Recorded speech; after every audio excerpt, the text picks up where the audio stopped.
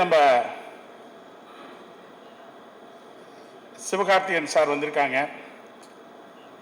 அவரை நான் சூப்பர் ஹீரோன்னு தான் சொல்லணும். எந்த அளவுக்கு, ஏன்னா சூப்பர்னா சும்மா ஃபாஸ்ட்டாக முன்னேறுவாங்க. அவருடைய நடிப்பு ரொம்ப பிரமிப்பாக இருக்குது.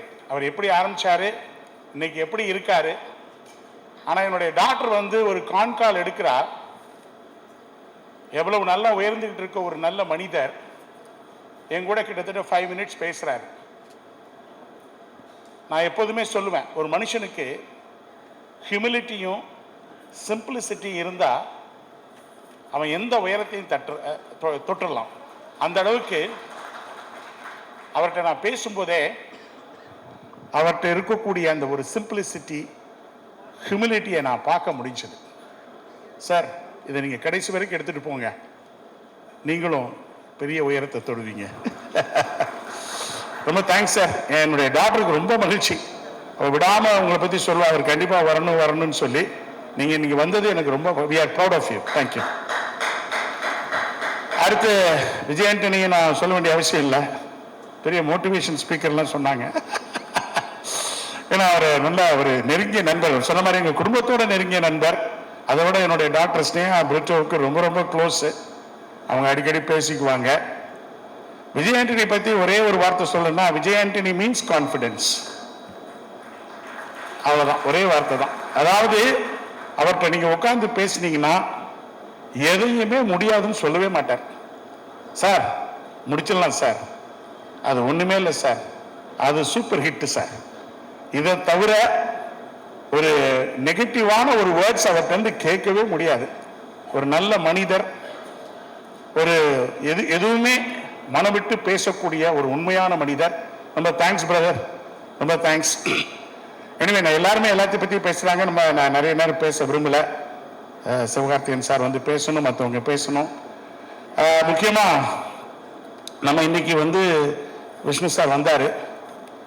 இன்ஃபேக்ட் ஏற்கனவே சொன்ன மாதிரி விஷ்ணு சாரை பற்றி நம்ம நிறைய கேள்விப்பட்டிருக்கோம். ஒரு பெரிய டைரக்டர்.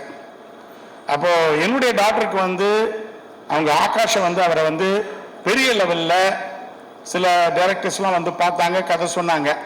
பட் அவளுக்கு என்ன இஷ்டம்னா, ஒரு பெரிய டைரக்டர், ஒரு ஹீரோவை அழகாக காட்டக்கூடிய டைரக்டர், அற்புதமாக டைரக்ஷன் பண்ணக்கூடிய ஒரு டைரக்டர், அனுபவம் உள்ள ஒரு டைரக்டர் வேணுங்கிற காரணத்துக்காக இவளே வந்து ஆகாஷோட நேராக அவரை போய் பாம்பேல பார்த்து, அப்போதான் அவர் பெரிய சூப்பர் ஹிட் கொடுத்து நேஷனல் அவார்டு, எல்லா அவார்டும் வாங்கிட்டு இருந்த டைம். ஷேர்ஷாங்கிற படம் உங்களுக்கு எல்லாருக்கும் தெரியும். முக்கியமாக எனக்கு ஆஃபீஸ் ஆல் ஓவர் இந்தியாவில் இருக்கிறதுனால பாம்பே டெல்லிலாம் போகும்போது இந்த ஷேர்ஷாவை பற்றி அடிக்கடி பேசுவாங்க. அந்த அளவுக்கு ஒரு சிறப்பான படத்தை எடுத்தவரை ஒரு பர்டிகுலர் இடைவெளிக்கு அப்புறம் இவ போய் ரிக்வெஸ்ட் பண்ணி அவரை வந்து நம்ம தமிழ் படத்துக்கு வர வச்சிருக்காங்க. அவரும் வந்த உடனே ஒரு குவாலிட்டியா படம் பண்ணணுங்கிறதுக்காக ஒரு டைம் எடுத்துக்கிட்டார். ஆனா நீங்க படத்தை பார்த்தீங்கன்னா எதுக்காக இந்த டைம் எடுத்துக்கிட்டாங்க, எந்த அளவுக்கு இந்த பிக்சர் குவாலிட்டியா வந்திருக்குது என்பதை நீங்க நல்லா புரிஞ்சுக்குவீங்க. விஷ்ணு சாரை பத்தி சொல்லணும்னா வெரி கமிட்டட் பர்சன். அதாவது நான் ஃபியூ செட்டில் இருக்கும்போது சில ஷூட்டிங் ஸ்பாட்டுக்கு போயிருக்கேன். நம்மகிட்ட கூட சரியா பேச மாட்டார். அந்த ஃபோக்கஸ்டு மேன். யார் ஒருத்தர் லைஃப்ல ரொம்ப ஃபோக்கஸ்டா இருக்காங்களோ அவங்களுடைய வெற்றியை நம்ம தடுக்கவே முடியாது. அந்த அளவுக்கு அவர் எடுத்துக்கிட்ட அந்த சப்ஜெக்டை ரொம்ப சூப்பரா கமிட்டடா ஒர்க் பண்ணி, அதை அன்னைக்கு நான் படத்தை பார்க்கும்போது இந்த அளவுக்கு வருமானம் நான் எதிர்பார்க்கல. ஆனா அற்புதமா கொண்டு வந்திருக்காரு. டைரக்டர் சார், ரொம்ப தேங்க்ஸ். நீங்க இவ்வளவு தூரம் இடைவெளி விடாம தமிழ்ல இது மாதிரி இன்னும் பெரிய பெரிய ஆளுங்களுக்கெல்லாம் நீங்க பிரேக் கொடுத்துருக்கீங்க. தமிழ்ல இன்னும் நிறைய படங்களை ப்ரொடியூஸ் பண்ணணும், டைரக்ட் பண்ணணும், இன்னும் நல்ல கதைகளை வந்து இந்த தமிழ்நாட்டுக்கு கொடுக்கணும்னு நான் வேண்டிக்கிறேன்.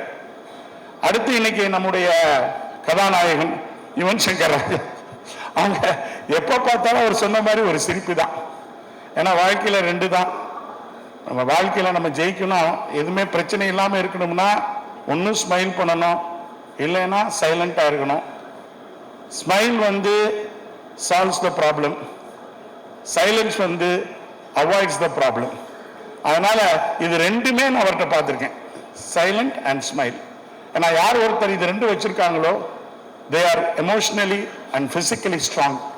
அந்த விதத்தில் நான் அவரை துபாயில் பார்க்கும்போது சரி, சென்னையில் பார்க்கும்போது சரி, நான் எப்போதுமே அவரை பார்க்கும்போது நினைப்பேன், இந்த மனுஷனுக்குள்ள இவ்வளவு டேலண்ட் இருக்கா அப்படின்னு நினைப்பேன். அந்த அளவுக்கு ஒரு ஹைலி டேலண்டட் பர்சன். எப்படிதான் இந்த மாதிரி அழகான மியூசிக் கொடுக்குறாருன்னு தெரியல. இதெல்லாம் காட்ஸ் கிஃப்ட், யாருமே அதை ஸ்டாப் பண்ண முடியாது. அந்த அளவுக்கு இந்த படத்துல பாத்தீங்கன்னா ஒவ்வொரு பாட்டையும், அதோட இந்த பேக்ரவுண்ட் ஸ்கோர் கூட பாத்தீங்கன்னா இன்னைக்கு படம் பார்த்தேன், ரொம்ப சூப்பரா வந்திருக்கு சார். உண்மையிலே நீங்க வந்து ஒரு தடவை எனக்கு மெசேஜ் அனுப்புனீங்க, கொஞ்சம் டிலே ஆகும் ஏன்னா அந்த கதையை பார்த்தேன், இந்த படத்தை பார்த்தேன், ஆனா நான் ரொம்ப இன்ஸ்பயர் ஆயிட்டேன், அதனால இன்னும் நல்ல பாடல்களை கொடுக்கணும்னு சொன்னார் பாருங்க. அப்பவே இந்த படம் வெற்றி அடைஞ்சிருச்சு. அந்த அளவுக்கு யுவன் சங்கர் ராஜா இம்ப்ரெஸ் ஆகி ரொம்ப அற்புதமான பாடல்களை கொடுத்திருக்காரு. அவருக்கு ரொம்ப நன்றி. அடுத்து வந்து இந்த இதில் வந்து பார்த்தீங்கன்னா நம்ம ஸ்னேகா பிரிட்டோ சொல்லணும். அவன் இந்த எனக்கு வந்து வாழ்க்கையில் வந்து நான் MBA பண்ணியிருக்கேன், எல்லாம் பண்ணியிருக்கேன், பல போஸ்ட் கிராஜுவேஷன் பண்ணியிருக்கிறேன். ஆனால் என்னுடைய பிஸ்னஸ் ரன் பண்ணுறதுக்குள்ள நான் இவ்வளவு டென்ஷன் ஆனதில்லை. ஆனால் எப்போதுமே ஸ்னேகனா நான் டென்ஷனாக தான் பார்ப்பேன், வெரி ஸ்ட்ரெஸ்ஃபுல்லாக இருப்பா. ஏன்னா அவருக்கு என்னென்னா எப்படியாவது இந்த படத்தை நல்லபடியாக வரணும், ஜெயிக்கணுங்கிற ஒரு வேகம்.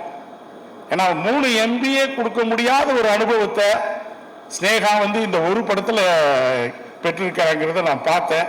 நான் அந்த அளவுக்கு organisation skill, managerial skill, execution skill, operational skill, எல்லா ஸ்கில்லையும் அவ கற்றுக்கிட்டாங்கிறது தான் இந்த படத்தில் எனக்கு ரொம்ப மகிழ்ச்சி. Sneha, you are in for business.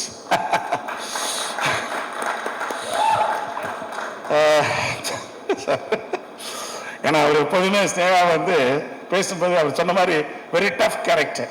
அவளுக்கு வந்து அப்பா என்ன பண்ணாங்களோ அவளுக்கு தெரியாது. ஆனால் அந்த ஃபைட் மூட்ல வந்தான்னு வச்சுக்கோங்க, நான் அமைதியாக தான் இருக்கணும். ஏன்னா நம்மளை எப்படியாவது அவள் கன்வின்ஸ் பண்ணிடுவா. அந்த கன்வின்சிங் கேரக்டரும் அவளுக்கு உண்டு. அடுத்து வந்து நம்ம சன்னில்லா மிஸ்டர் ஆகாஷ். இந்த முதல்ல வந்து இவர் எப்படி நடிக்க போறாரு, of course Atharva is a great actor. இன்னும் நினைப்பேன் அதர்வா வந்து இன்னும் பெரிய லெவலுக்கு போகணும், கண்டிப்பாக போவார். ஏன்னா அந்த அளவுக்கு அவர்கிட்ட ஃபர்ஸ்ட் கிளாஸ் டேலண்ட்ஸ் இருக்கு. அவரோடு பழகினது வரைக்கும் நான் பார்த்துருக்கேன். இன்னும் பல உயரங்களை தொடுவார் அவர் கண்டிப்பாக. அவர் வந்து அவருடைய பிரதருங்கிற முறையில் அவருடைய சாயல் இருக்குமா அல்லது முரளி சாருடைய சாயல் இருக்குமான்னு நினைச்சு பார்த்தேன். அது படத்தை பார்த்தோன்னா முதல்ல வந்து அவனுக்கு கை கொடுத்து, ஃபர்ஸ்ட் டைம் நம்ம விஷ்ணுவர்தன் சார் உங்களை ரொம்ப நேச்சுரலாக நடிக்க வச்சிருக்காரு, எந்த வித சாயல் உங்கள்கிட்ட இல்லை, அதுவே உங்களுக்கு ஒரு பெரிய சக்சஸ்ன்னு சொன்னேன். ஏன்னா அந்த படத்தில் ஒரு ஒரு இவர் அப்படி பண்ணுவாருன்னு நான் எதிர்பார்க்கல. ஏன்னா நம்மளோட இருக்கும்போது சிம்பிளா இருப்பாரு, நார்மலா இருப்பாரு. அப்படிப்பட்ட ஒரு மனிதர் வந்து படத்துல அவ்வளவு சூப்பரா ஆக்ட் பண்ணி எனக்கே ரொம்ப ஓகே, ஒரு நல்ல படம் வந்திருக்குது. அதனாலதான் எங்களுக்கு ரோமியோ பிக்சர்ஸ் அவர் இருக்காருன்னு நினைக்கிறேன். அவர் வந்து இந்த படம் ரொம்ப நல்லா இருக்கு, நம்ம கண்டிப்பா பொங்கலுக்கு வரணும்னு சொன்னார் பாருங்க. அப்பவே எனக்கு ரொம்ப கான்ஃபிடன்ஸ் வந்தது. கண்டிப்பா நம்ம ஆகாஷுக்கு நல்ல ஃபியூச்சர் இருக்கு. என்ன ஒண்ணு, எப்போதுமே இந்த பெர்சிவியரன்ஸ் அது மட்டும் விட்டுறக்கூடாது. According to me perseverance is nothing but self belief and confidence. இது ரெண்டும் இருந்துகிட்டே இருக்கணும். அதை விட முக்கியம் கன்சிஸ்டன்சி. எந்த ஒரு ஃபீல்ட்லையும் நம்ம சக்சஸ் வரணும்னா அதுக்கு கன்சிஸ்டன்சி வேணும். அது ஆகாஷ் கடைசி வரைக்கும் அதை பின்பற்றணும்னு சொல்லி நான் கேட்டுக்கிறேன். All the best Akash and Aditi Shankar. நீங்க வந்து பார்க்கும்போது ரொம்ப சிம்பிளா உங்க அம்மாவோட பேசிட்டு இருப்பீங்க.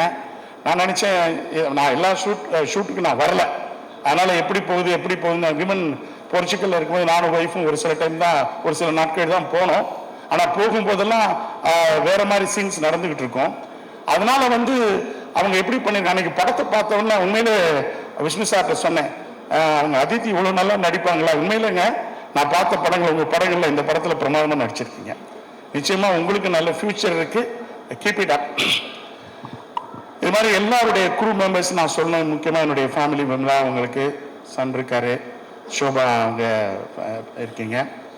அதை விட எங்கள் தலைவர் சரத்குமார் சாரோட பேசும்போது ஒரு நல்ல வைப்ரேஷன் இருக்கும். ஏன்னா எப்போதுமே ஒரு வைப்ரண்ட் பர்சன். சார் இது சார் அது சார் அப்படின்னு பேசிக்கிட்டே இருப்பார். அந்த ஷூட்டிங் ஸ்பாட்ல போனப்போ கூட நம்ம கூட உட்காந்து பேசுவார்.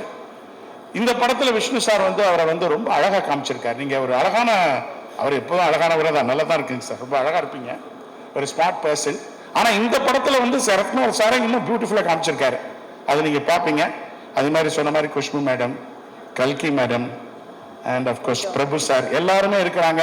இதில் எடிட்டிங் எல்லா க்ரூ மெம்பர்ஸு எல்லாம், ஏன்னா ஒவ்வொருத்தர் பேரையும் சொல்லணும், ஆல்ரெடி நம்ம டைரக்டர் எல்லாத்தையும் சொல்லிட்டாரு, டைம் எடுக்க விரும்பலை. முக்கியமாக ஒன்றே ஒன்று, இங்கே வந்து உட்காந்தோடனே ஒரே ஒரு விஷயத்தை மட்டும் உங்கள்கிட்ட பகிர்ந்துக்கணும். நான் வந்து இங்கே வந்து உட்காந்தோன்னே எனக்கு சென்டிமெண்ட்டில் ஒரு எமோஷனல் ஆச்சு. ஏன்னா விஜய் சாருக்கு வந்து நாளைய தீர்ப்பு படம் எடுக்கிறாங்க, நான் ஆரம்பத்துலேருந்து கூட இருக்கிறேன். அந்த படம் வந்து ஓரளவு போச்சு. அதுக்கப்புறம் நிறைய சூழ்நிலைகள் மாற்றம், நிறைய இஷ்யூஸ். அப்போது அங்கிள் வந்து புருட்டோ நீங்கள் வந்து அடுத்த படத்தை நீங்கள் செய்யணும், ஏன்னா இது வந்து அவனுடைய வாழ்க்கை அப்படின்னு சொல்கிறார். அப்போ அந்த செந்தூர பாண்டி என்கிற படத்தில் விஜயகாந்த் சார் வந்து பெரிய கை கொடுத்தாரு. அப்போ வந்து அவரை போய் பார்த்துட்டு வந்து ரொம்ப கான்ஃபிடென்ட்டாக நிச்சயமாக விஜயகாந்த் நடிக்க போகிறாரு. அப்போவே விஜய் வந்து நல்லா நடிக்க ஆரம்பித்தார். அப்போ வந்து என்னுடைய காம்போ வந்து ரொம்ப சூப்பராக இருக்குன்னு சொல்லிட்டு என்கிட்ட வந்து அப்போ அடிக்கடி வந்து பேசுகிறப்ப அவருடைய ஒரு இது தெரிஞ்சது.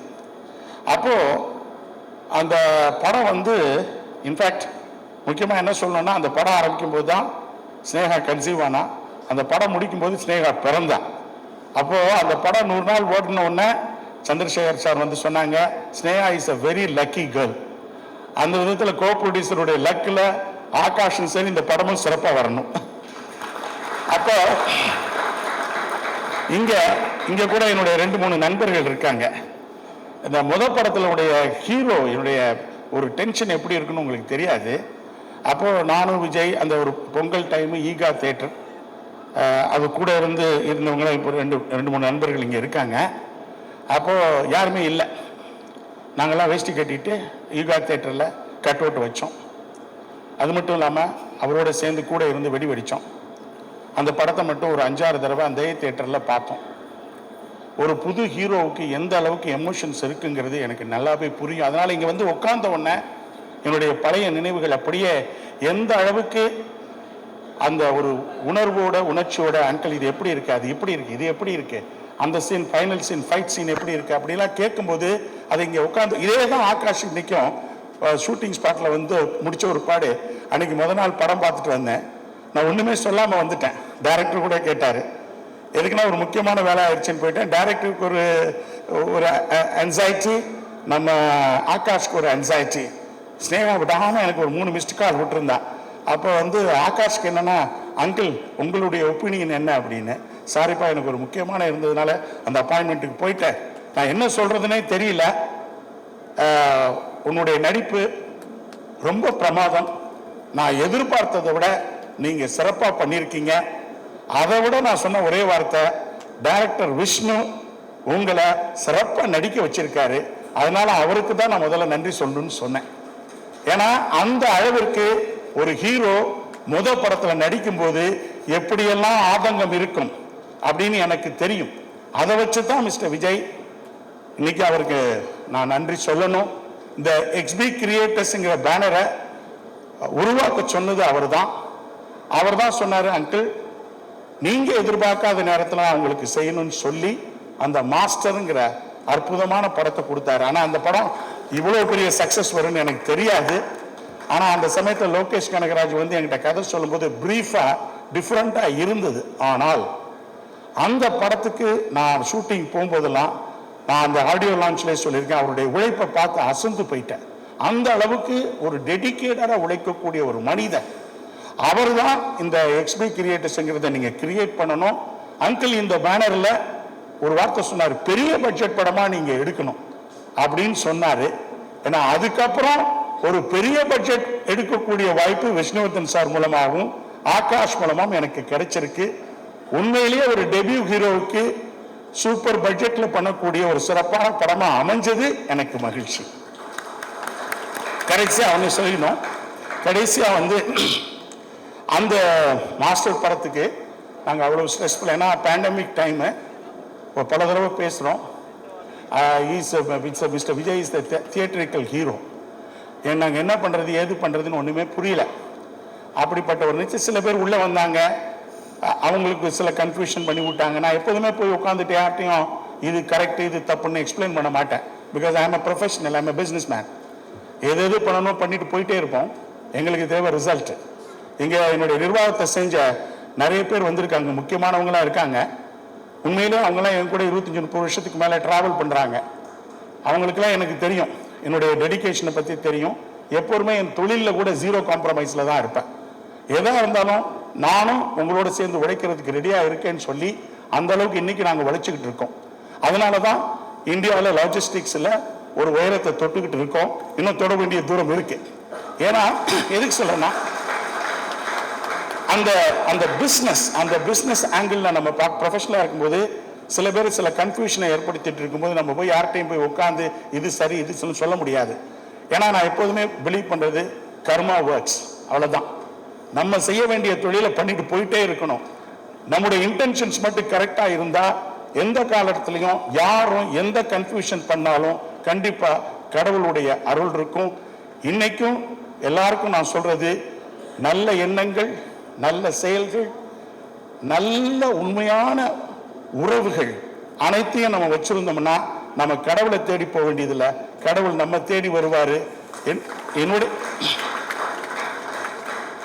என்னுடைய விஷயத்துல கூட இந்த படம் பொங்கலுக்கு ரிலீஸ் ஆகுறதுங்கிறதே ஒரு பெரிய மிரக்கல் தான். நாங்க யாருமே எதிர்பார்க்கல. நானும் விஷ்ணுவர்தனும் ஒரு மாசமா பேசிட்டு இருக்கோம், இந்த படம் எப்படியாவது பொங்கலுக்கு வருமான்னு. சப்போஸ் பெரிய படங்கள் வந்தால் 24, 25 நம்ம ரிலீஸ் பண்ணலாங்கிற அளவுக்கு பேசி வச்சோம். கடவுள், in fact I believe in miracles, God's grace and God's ways are very strange. அதை ரொம்ப ஸ்ட்ராங்காக பிலீவ் பண்ணுவேன். அந்த வகையில் இந்த படம் எங்களுக்கு 14th ரிலீஸ் ஆக போகுதுங்கிறது எனக்கு பெரிய மகிழ்ச்சி. நிச்சயமா மிஸ்டர் ஆகாஷ்க்கு தமிழ்நாடு ஃபுல்லா ஒரு பெரிய ஓப்பனிங் கொடுக்கும். அது மட்டும் இல்லாமல் நம்ம டைரக்டர் விஷ்ணு சாருக்கு பெரிய ரீஎன்ட்ரி தமிழ்ல கொடுக்கும். அதை விட யுவன் சங்கர் ராஜாவுக்கு இந்த படத்தினுடைய மியூசிக் இன்னொரு மைல் ஸ்டோனா இருக்குன்னு சொல்லிட்டு, நிச்சயமா வாழ்க்கையில் ஒன்னே ஒன்று வச்சுக்கணுங்க, இறுதியா சொல்றேன், எப்போதுமே success without positive attitude is luck. Success without positive attitude is luck, but success with positive attitude is achievement. So இந்த படத்தை பொறுத்தளவுல எல்லா மெம்பர்ஸ்க்குமே, என்னை சார்ந்த அத்தனை பேருக்குமே ஒரு பாசிட்டிவ் வைப் இருந்தது. அந்த பாசிட்டிவ் வைப் நிச்சயமா நம்ம தியேட்டர்ஸ்ல பார்ப்போங்கிற நம்பிக்கையோடு, எங்கள் வீட்டில் என்னுடைய எஸ்எம்ஆர், என்னுடைய பிரதர்ஸ் எல்லாம் வந்திருக்காங்க. மற்றபடி என்னுடைய நண்பர்கள் நிறைய பேர் வந்திருக்கிறாங்க. முக்கியமாக நான் ரொம்ப வாழ்க்கையில் நண்பர்களை ரொம்ப நேசிக்கிறவன். ஏன்னா 2-3 விஷயங்களை தான் நம்ம விட்டு கொடுக்கூடாது, ப்ராமிஸ், ஃப்ரெண்ட்ஷிப் அண்ட் ரிலேஷன்ஷிப்பு. இது 3 எது விட்டாலும் வாழ்க்கை ரொம்ப சென்சிட்டிவ் ஆயிரும். அதனால நான் ரொம்ப ஃப்ரெண்ட்ஸை விரும்புகிறேன்.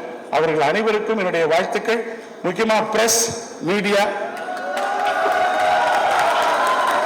ஏன்னா இன்னைக்கு ப்ரொடியூசர்ஸும் சரி டைரக்டர்ஸும் சரி எப்படி வேணாலும் அற்புதமான படங்களை எடுக்கலாம். ஆனால் மக்கள்கிட்ட கொண்டு போய் சேர்க்க வேண்டிய கடமை நல்ல படத்தை உங்கள் கையில் தான் இருக்குது. ஒரு ஹீரோ சூப்பர் ஹீரோ ஆகிறது, சூப்பர் ஸ்டார் ஆகிறது எல்லாம் மீடியா கையிலையும் ப்ரெஸ் அவங்க கையில் தான் இருக்கு. நிச்சயமா ஆகாஷனுடைய வளர்ச்சியில் இன்னைக்கு தான் அவர் பிள்ளையார் சொல்லி போடுறாரு. அவருடைய வளர்ச்சியில நிச்சயமா நீங்க பாசிட்டிவா பங்கேற்பீங்கன்னு நினைக்கிறேன். நிச்சயமா அவர் நல்லா வரும்பொழுது எல்லாருக்குமே ஒரு மகிழ்ச்சி. ஏன்னா இன்னைக்கு திரை உலகம் நல்ல ப்ரொடியூசர்ஸ் எதிர்பார்த்து இருக்குது. ஏன்னா ரிப்போர்ட்ல பாத்தீங்கன்னா இப்போ வந்திருக்காங்க 441 படங்கள்ல 18 படங்கள் தான் சக்சஸ் ஆயிருக்கு. அப்ப நிறைய படங்கள் சக்சஸ் பண்ணணும்னா நல்ல ப்ரொடியூசர் வரணும். நல்ல ப்ரொடியூசர்ஸ் வரணும்னா உங்களை மாதிரி பிரஸும் மீடியாவும் மக்கள்கிட்ட போய் நிறைய சேர்க்கணும்னு வேண்டிக்கிட்டு என் நன்றியை சொல்லிக்கிறேன். தேங்க்ஸ். அப்பா ஆசைப்பட்ட ஒரு விஷயம், என் தாத்தா ஆசைப்பட்ட ஒரு விஷயம், என்னையும் அண்ணனையும் ஒரு இந்த சினிமா இதுல பாக்குறதுக்கு ஒரு ஆசை எங்க அப்பாவுக்கு. ஸோ எங்க அப்பா இங்க இல்லைன்னு சொல்லும்போது கொஞ்சம் வருத்தமா தான் இருக்கு. பட் அவர் எங்க இருந்தாலும் சந்தோஷப்படுவார், பெருமைப்படுவார். அண்ட் அவர் பிளெஸிங்ஸ் எப்பவுமே இருக்கும் நம்ம கிட்ட. ஸோ அப்பாவுக்கு ஒரு பெரிய thanks. And thank you so much. Present media, thank you so much. உங்க சப்போர்ட் எப்பவுமே இருக்குன்னு நான் வேண்டிக்கிறேன். Thank you so much. அப்புறம் Jan 14th படம் ரிலீஸ் ஆகுது. எல்லாரும் தியேட்டர் போய் பாருங்க, பார்த்து சொல்லுங்க. Thank you so much. Thank you so much, Akash. Actually, we're very, very happy for you in the Thank first you. place. உங்களோட இந்த ஒரு எக்ஸைட்டட் வே ஆஃப் அப்ரோச் எங்க எல்லாருக்கிட்ட உங்களோட படம் ஒன்று பண்ணிட்டு இதை நாங்கள் கொடுக்க போறோம் அப்படின்ற ஒரு ஹாப்பினஸ் வந்து it is so nice to C. இப்போ எனக்கு ஒரே ஒரு கேள்வி இருக்கு. அப்பாவை எல்லாருக்குமே பிடிக்கும், உங்க அண்ணாவும் சொல்லவே வேண்டாம், அவ்வளோ ஃபேன்ஸ் இருக்கு. ஸோ இப்போ உங்கள்கிட்ட ஒரு கேள்வி என்னன்னா, இந்த விஷயம் I would like to take from my dad, இது நான் கண்டிப்பா வந்து என்னுடைய லைஃப்ல என்னுடைய கரியர்ல ஃபாலோ பண்ணுவேன் அப்படின்னு நீங்க ஞாபகம் வச்சுக்கிட்ட ஒரு விஷயம்னா அது என்னவா இருக்கும்? அப்பா கிட்ட இருந்தா எஸ். அப்பாவோட நீங்க சினிமா இதுல கேக்குறீங்களா இல்லன்னா கேரக்டர்? சினிமாலயா? அவரோட சாம் எனக்கு ரொம்ப பிடிக்கும். ஓகே. ரொம்ப கோவப்படுவார் எங்க அப்பா. Short tempered person. ஆனா ஒரு சீரியல் எல்லாரையும் மயக்கி விட்டுருவாரு. எனக்கு அது ரொம்ப பிடிக்கும் அப்பா கிட்ட இருந்து. அந்த சாம் மட்டும் எனக்கு வந்ததுன்னா வரணும்னு நான் வேண்டிக்கிறேன் அப்பா கிட்ட இருந்து. ஆமா, கண்டிப்பா அது அண்ணா கிட்ட இருக்கு. கண்டிப்பா அது வந்து நினைக்கிறேன். எஸ். பர்சனலா what you like to take from dot? Career wise, yes, the charm இருக்குன்னு ஆசைப்படுறீங்க. Personally, what do you like to take from him? Personally, it's a lot of things actually. எல்லாமே I try to be more like him every day. I'm trying to only be more like him because he's my hero. So I would say everything, not one particular thing. எல்லாமே அப்பா அந்த character அப்பா எனக்கு கொடுத்தாலும் நான் சந்தோஷப்படுறேன். அந்த மாதிரி இதுதான். nothing in particular. And I love his personal வந்து எல்லாரும் மிக்ஸ்டருங்க அவர் எங்க அப்பா. So everything, nothing in this thing in particular.